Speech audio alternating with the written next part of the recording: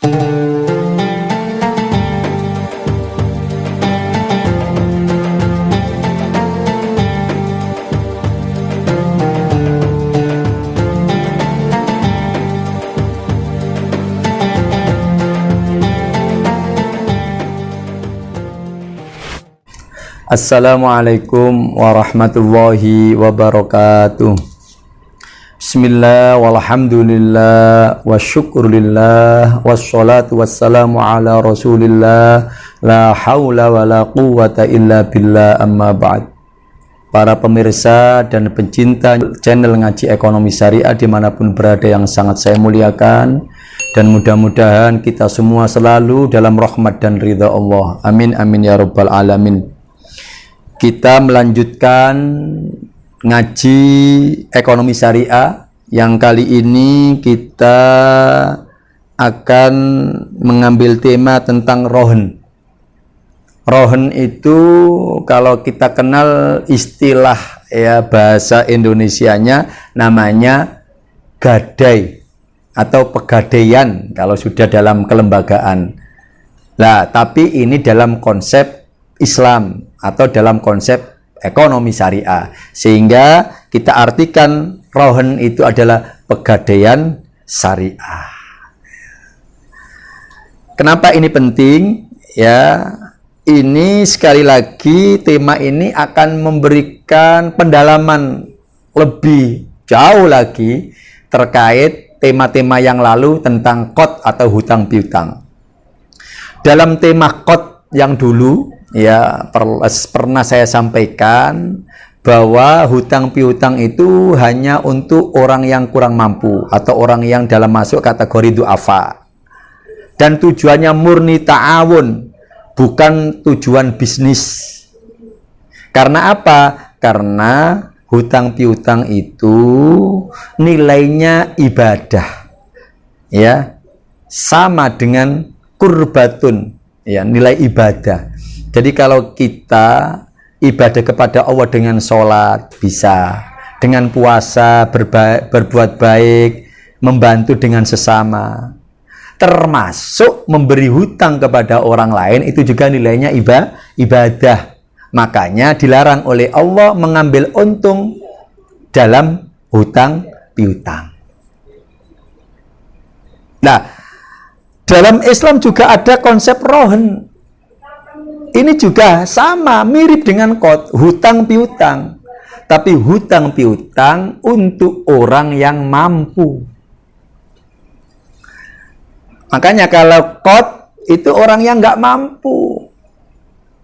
Sehingga konsekuensinya dilarang orang yang memberi hutang kepada orang lain ngambil untung. Tapi kalau rohen, ini hutang piutang bagi orang yang mampu. Kenapa saya istilahkan mampu? Karena mereka punya aset.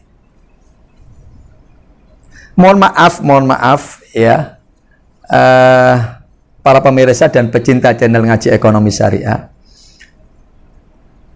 Dalam pandangan ekonomi, orang yang disebut mampu itu kadang-kalanya orang itu punya kemampuan materi.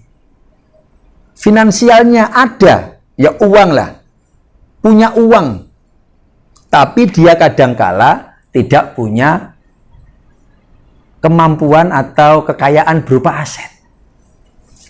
Itu biasanya orang-orang kota yang punya gaji, ya. Tapi ada sebagian orang yang secara finansial, secara keuangan, uangnya itu nggak punya, tapi dia punya banyak aset. Itu biasanya orang-orang kampung, orang-orang desa sana, termasuk saya. Itu begitu. Kadangkala uang 500.000 itu nggak punya, jangankan kadang-kadang 100-200 nggak punya. Ya punyanya hanya untuk kepentingan makan seharian. Kenapa? Karena memang beliau itu, ya, kesehariannya adalah bertani, bertambak. Kalau nggak lagi panen, ya kadang-kala nggak megang uang banyak. Tapi dia punya aset banyak, tambaknya banyak, sawahnya banyak, pekarangannya, kebunnya banyak. Apa ini dikatakan orang nggak mampu? Nggak mampu.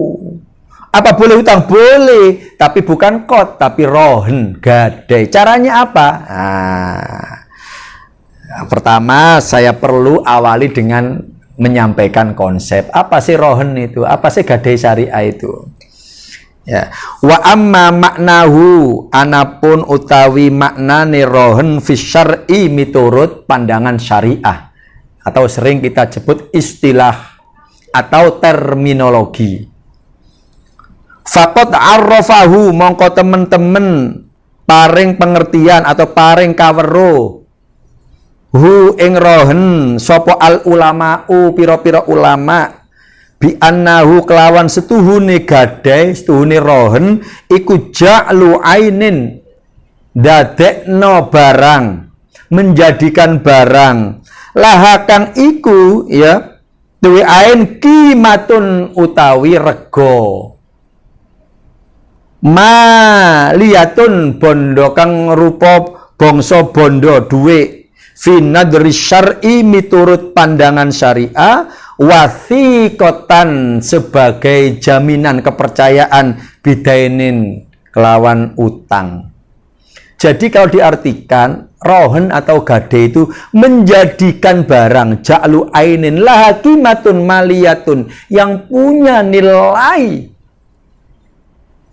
ya, punya nilai, ada nilainya, ya otomatis ada nilai uangnya, ya, ya barang berharga lah. Fi nadri syar'i dalam pandangan syariah, wathiqatan sebagai jaminan bidainin hutang. Jadi menjadikan barang yang punya nilai ekonomi lah, gitulah yang paling gampang. Menjadikan barang yang punya nilai ekonomi dalam pandangan syariah sebagai jaminan hutang. Orang ini nggak mampu dia. Duafa tidak, dia orang yang mampu. Cuma mampunya itu tidak pas berupa uang, tapi barang. Maka caranya apa? Ya udah, digadaikan mobilnya, ibaratnya kalau punya mobil, sepeda ya sepeda, laptop ya laptop, digadaikan. Nah, jadi menjadikan barang yang punya nilai ekonomi dalam pandangan syariah sebagai jaminan hutang. Jadi sekali lagi bukan orang nggak mampu loh ya. Ya, pas ketepatan dia nggak punya uang cash, tapi dia punya aset, yaitu asetnya. Makanya sekali lagi sudah saya sampaikan berulang-ulang, bagi orang yang mampu, ketika butuh uang, apakah itu modal, apakah itu untuk apa saja, ketika ke bank, nggak boleh dikasihkan hutang. Kalau memang untuk modal usaha berarti mudharabah musyarakah. Kalau untuk kebutuhan konsumtif, beli barang, beli mobil, beli ini, berarti murabaha. Tapi kalau untuk kebutuhan manfaat barang, bukan barang tapi manfaatnya, maka pakai ijarah. Nah kalau kita sebagai orang yang mampu, terus Pak, saya ini butuhnya bukan barang, Pak, butuh uang. Nah, umpamanya begitu. Hutang nggak boleh. Maka caranya menggadaikan barang atau aset kita yang ada nilai ekonominya. Ya udah, mobil digadaikan, nanti pulang dapat uang. Begitu. Ini konsep ada, jangan dikira nggak ada dalam Islam. Jadi nggak boleh kalau kita mampu kemudian hutang. Kecuali kalau kita butuh betul dan hutangnya hutang yang tidak ada tambahan. Karena sekali ada tambahan sudah masuk kategori riba. Makanya Islam ngasih solusi kalau kamu orang termasuk yang tidak orang yang nggak mampu atau orang yang duafa secara ekonomi. Ya tadi itu kan, ada orang yang uangnya ada tapi asetnya nggak banyak. Ada orang yang asetnya banyak tapi uangnya nggak banyak. Begitu butuh. Bagi orang yang mampu punya asetnya digadaikan, nanti jenengan akan dapat uang cash. Lah, dan itu boleh, halal. Dan Pegadaian dapat untung. Tapi bukan hutang loh ya, gadai. Kalau kot yang dulu-dulu sudah saya sampaikan nggak boleh ngambil untung. Nah ini ngambil untung dari Pegadaian, menggadaikan boleh. Loh, terus ngambil untungnya dari mana Pak? Gimana Ustadz? Kan sama. Ketika saya ke Pegadaian, umpamanya membawa mobil atau BPKB-nya mobil, suratnya, ya. Terus kemudian pulang dikasih, umpamanya mobil saya dinilai lah, ya, oleh pihak bagian Pegadaian yang menilai berapa besaran yang bisa diterimakan. Umpamanya mobil Innova tahun 2000, katakanlah 2015, insya Allah masih bisa lah di atas 75 juta, ya. Umpamanya, jenengan pulang dapat 75 juta mobil sampean ditahan oleh pihak Pegadaian. Jenengan mau mengembalikan uang itu, umpamanya model ngangsur tiap bulan. Kalau 75 juta umpamanya, jenengan angsur selama umpamanya saja, umpamanya selama 10 bulan, berarti tiap bulannya jenengan ngangsurnya 7,5 juta. Ya. Tapi dalam Pegadaian mesti jenengan akan bayar lebih. Tapi lebihnya itu bukan kemudian namanya riba. Karena kelebihan yang jenengan bayar ke Pegadaian yang semula 75 juta, jenengan angsur tiap bulan 7,5 juta plus. Plusnya itu bukan riba. Karena plusnya itu apa? Ujroh. Ujroh dari apa? Dari pihak Pegadaian. Karena jenengan begitu menggadaikan barang, itu sama jenengan itu ya memberikan ya beban kepada Pegadaian untuk merawat mobil jenengan, menjaga mobil jenengan. Jadi gampangnya, mudahnya pemahamannya itu sama halnya dengan Pegadaian itu menyewakan tempat untuk mobil jenengan, atau Pegadaian itu minta jasa karena sudah menjaga mobil jenengan. Makanya akadnya dalam Pegadaian itu qad wal ijaroh. Qadnya karena memang hutang murni 75 juta sehingga jenengan angsur tiap bulan selama 10 bulan 7,5 juta, tapi ada ijarohnya, itu keuntungannya Pegadaian. Apa jasa apa yang diberikan oleh Pak? Jasa karena sudah menjaga, mengamankan barang jaminan merubah mobil jenengan tadi, merawat, membersihkan dan sebagainya dan sebagainya. Makanya biasanya akadnya kalau sudah di Pegadaian itu, kalau di konsep Pegadaian syariah mesti akadnya qad wal ijaroh. Satu sisi jenengan diberikan hutang dengan tetap contoh tadi membayar 7,5 juta selama 10 bulan karena jenengan mendapat hutang 75 juta, tapi tiap bulan Pegadaian mendapat untung dari jasa atau ijaroh atau sewa tempat untuk menjaga dan menempatkan jaminan mobil jenengan di tempat yang sudah disediakan oleh Pegadaian. Intinya ya, yang perlu saya tekankan di sini bagi para pemirsa dan pecinta channel Ngaji Ekonomi Syariah dimanapun berada yang masih meragukan bahwa konsep ekonomi syariah itu nggak ada, ya, jalan keluar terkait dengan qad, ternyata banyak sekali. Jadi gadai itu juga hutang piutang, tapi hutangnya itu dengan jaminan. Artinya apa? Artinya apakah kalau qad nggak ada jaminan? Memang seharusnya qad itu tidak ada jaminan. Karena apa? Karena yang hutang itu orang yang nggak mampu. Menjaminkan apa? Terus yang kedua, qad itu tujuannya untuk ta'awun, untuk taqarrub ibadah, saling tolong menolong.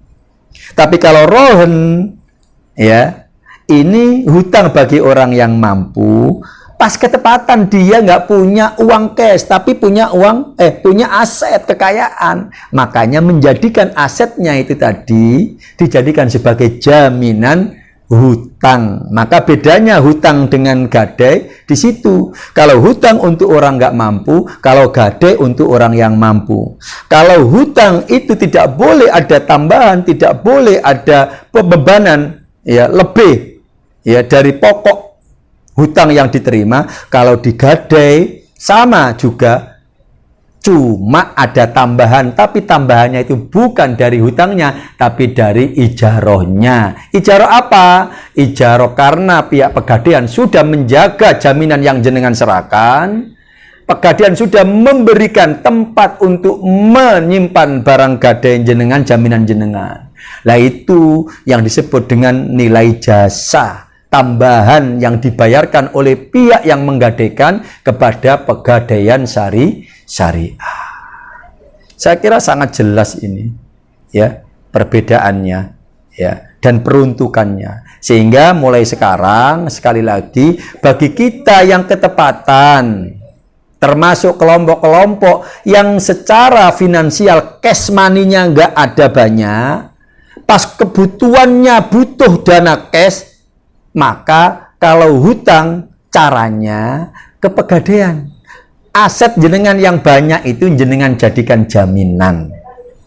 Nah, itu solusinya bagi orang-orang yang mampu untuk asetnya dijadikan sebagai jaminan hutang. Sehingga nanti jenengan ketika datang membawa mobil, pulang mobilnya dijadikan jaminan di pegadaian, jenengan membawa uang cash. Kalau contoh tadi, contoh uang 75 juta.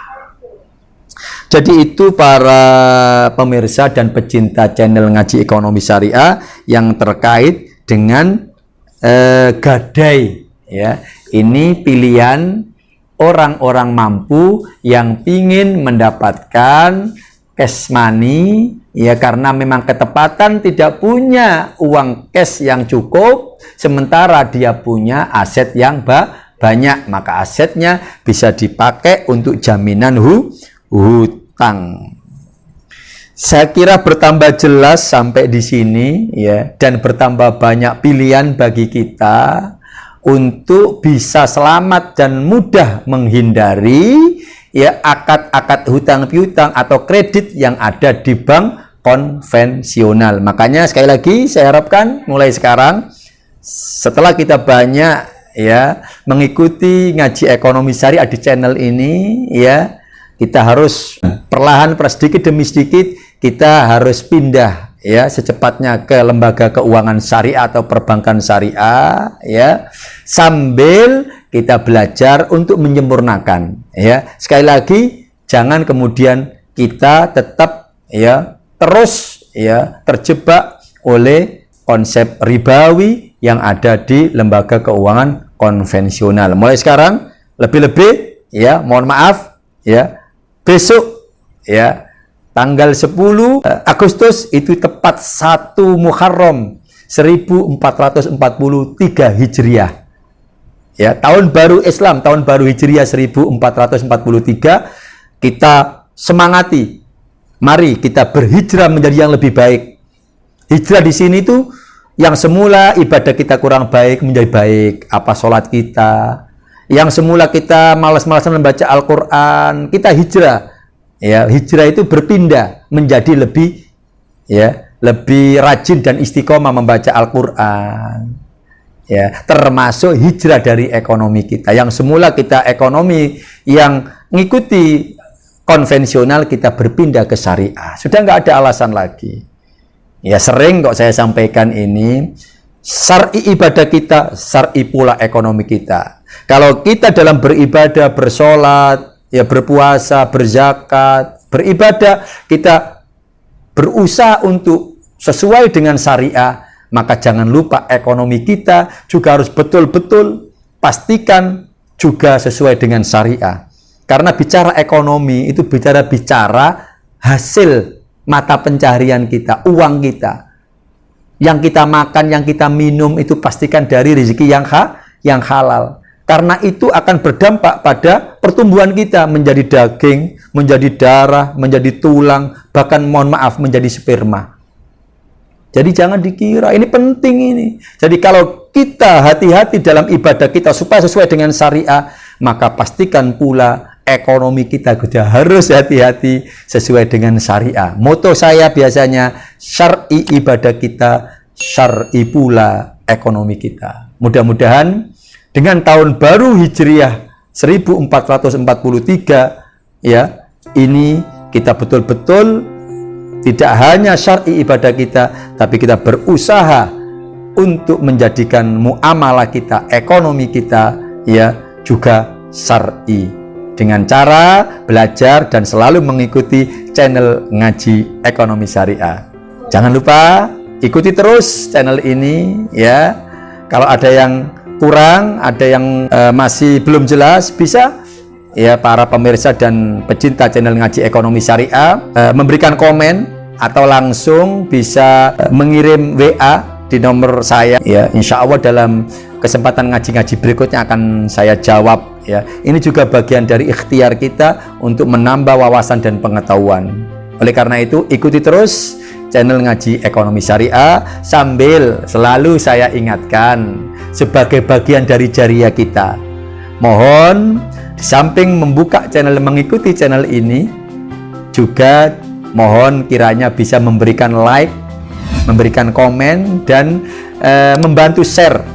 Jenengan share, jenengan bagi ke teman-teman ya, kolega-kolega, jamaah-jamaah, grup-grup WA, jenengan kirimi semua, share channel Ngaji Ekonomi Syariah ini. Murni channel ini kami lakukan untuk syiar ekonomi syariah, supaya kita dapat pencerahan, bisa mendapat wawasan, sehingga kita betul-betul menjadi lebih baik dari sisi ekonomi kita, karena kita sudah berusaha untuk menjalankan ekonomi sesuai konsep-konsep syariah atau konsep-konsep Islam. Terima kasih, dan kita akan berjumpa kembali dalam kesempatan-kesempatan ngaji dan episode Ngaji Ekonomi Syariah berikutnya. Matur suwun, terima kasih. Kalau ada salah khilaf, mohon maaf. Sampai ketemu di episode selanjutnya. Wassalamualaikum warahmatullahi wabarakatuh.